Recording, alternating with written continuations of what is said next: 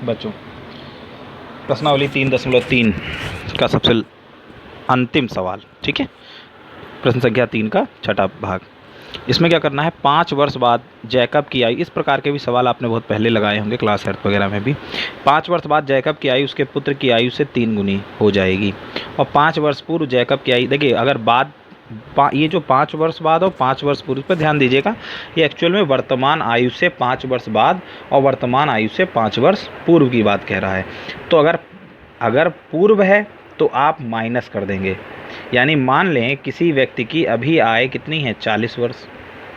तो अगर 5 वर्ष पूर्व पूछेगा तो उसकी आयु कितनी होगी, 40 - 5 यानी 35 वर्ष, ठीक है। और अगर अब से पूछ ले 5 वर्ष बाद तो कितनी होगी, ऑब्वियस है 45 ईयर्स होगी, ठीक है। आगे बात सुन में, तो ये वर्ष और पूर्व का मतलब समझे, पूर्व का मतलब उतने वर्ष आप माइनस कर देंगे वर्तमान आयु से, और बाद का मतलब उतने ही वर्ष आप जोड़ देंगे वर्तमान आयु में, ठीक। तो यहाँ 2 लोग हैं, एक जैकब और जैकब का पुत्र। सबसे पहले मान लेते हैं, माना जैकब की आयु, ठीक है, जैकब की आयु, तो जैकब की आयु हमने मान ली x वर्ष,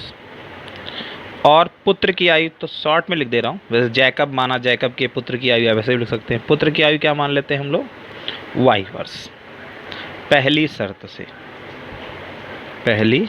से। आप चाहें यहाँ तो अलग से स्पष्ट कर सकते हैं कि 5 वर्ष पूर्व, देखो जो भी तुलना कर रहे हैं, एक बात यहाँ समझिएगा, जो भी तुलना कर रहे हैं, सॉरी वो 5 वर्ष पूर्व नहीं, 5 वर्ष बाद, किसकी तुलना हो रही है, दोनों की आयु की तुलना की जा रही है 5 वर्ष बाद। तो आप सबसे पहले एक तरफ 5 वर्ष बाद जैकब की आयु रखेंगे, तो जैकब की आयु अभी कितनी है, यहाँ लिखेंगे जैकब की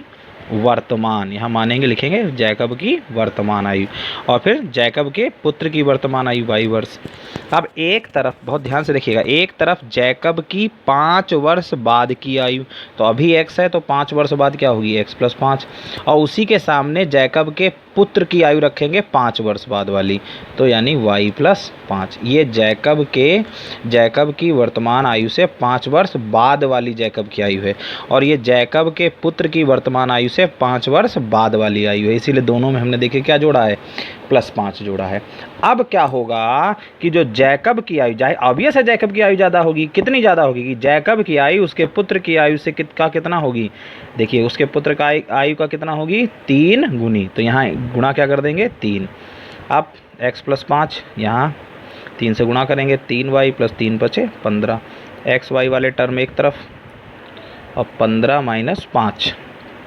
तो x - 3y बराबर 15 में से 5 घटाएंगे, कितना बचेगा बच्चों, 10। तो ये हो गया समीकरण नंबर 1। अब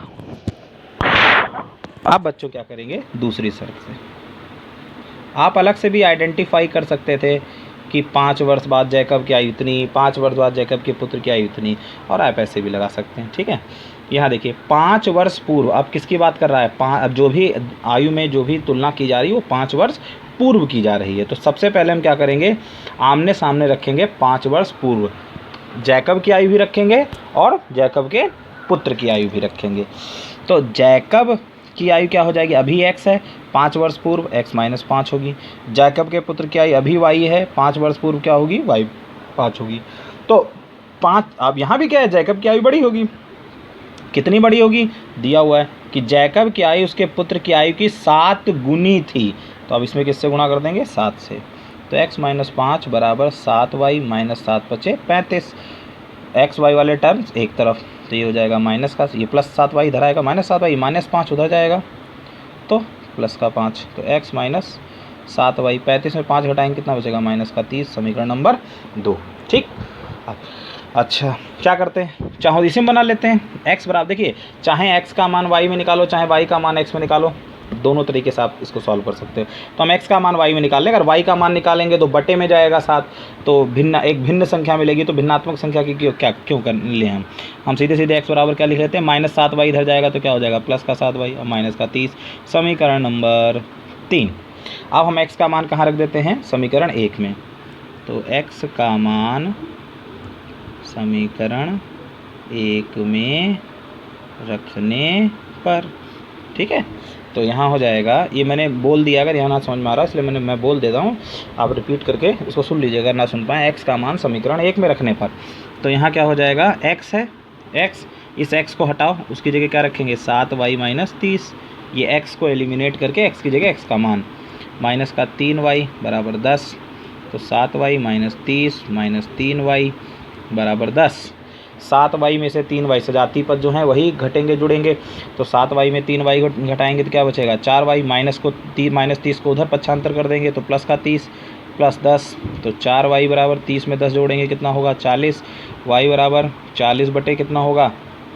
y बराबर कितना होगा 40 बटे 4, यानी y बराबर कितना आ जाएगा 10। बच्चों y बराबर कितना आ गया 10। अब ये y का मान उठा के हम कहाँ रख देते हैं, समीकरण 3 में, क्योंकि यहीं y का मान रखते हैं सीधे सीधे x का मान आ जाएगा। वैसे आप y का मान 1 में भी रख सकते हो, 2 में भी रख सकते हो और 3 में भी रख सकते हो। तो समीकरण 3 से, तो समीकरण 3 से क्या हो जाएगा, समीकरण 3 से हो जाएगा बच्चों यहाँ पर x बराबर 7 गुणे 10 माइनस 30, तो x बराबर 10 अति कितना हुआ 70 माइनस 30, तो x बराबर कितना हो गया यहाँ पर 40, x बराबर कितना हो गया यहाँ पर 40। ठीक है, तो y बराबर 10 आ गया और x बराबर कितना आ गया 40 आ गया। इसका मतलब तो x किसकी थी आयु, x जैकब की थी, किसकी थी जैकब की, तो माना नहीं सॉरी, अब तो माना की क्या ज़रूरत है, अब तो वैल्यू आ गई, इसलिए जैकब की आयु, तो जैकब की आयु कितनी हो जाएगी 40 वर्ष, और जैकब के पुत्र की आयु, ठीक है, ये कितनी हो जाएगी 10 वर्ष। यहाँ लिख दीजिएगा जैकब की वर्तमान आयु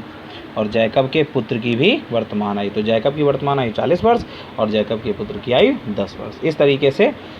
ये सारे प्रश्नावली 3.3 के जितने भी प्रश्न सवाल थे मैंने आपको सॉल्व कर दिए हैं। आपको क्या करना है, बहुत लिसन केयरफुली, बहुत सावधानी से इस चीज़ को सुनिए। आपको प्रश्नावली 3.1, 3.2, 3.3 के नोट्स आपने बनाए होंगे, उम्मीद है, और आपने बनाए हैं, और इन नोट्स के पिक्चर खींच के आप कॉलेज व्हाट्सएप ग्रुप जो क्लास ग्रुप है उसमें आप सेंड करें, ठीक है, या पर्सनल मेरे व्हाट्सएप ग्रुप पर इसको सेंड करें। ये आपके सत्रीय कार्य में है, जान लीजिएगा, जो प्रोजेक्ट का कार्य है उसमें ही ये मार्क्स हैं आपके, ठीक है, ये देखे जाएंगे। इसी आधार पर बोर्ड परीक्षा का जो मूल्यांकन होता है, आंतरिक मूल्यांकन बोर्ड परीक्षा में होता है, जो 30-30 नंबर के 6 सब्जेक्ट में जो आंतरिक मूल्यांकन होता है, उसमें भी आपके अगर नोट्स प्रिपेयर नहीं है तो आपके मार्क्स कट होंगे, ठीक है। तो आपको नोट्स प्रिपेयर करने, इसीलिए हम लोग एक एक क्वेश्चन, एक एक सवाल यहाँ पर सॉल्व कर रहे हैं।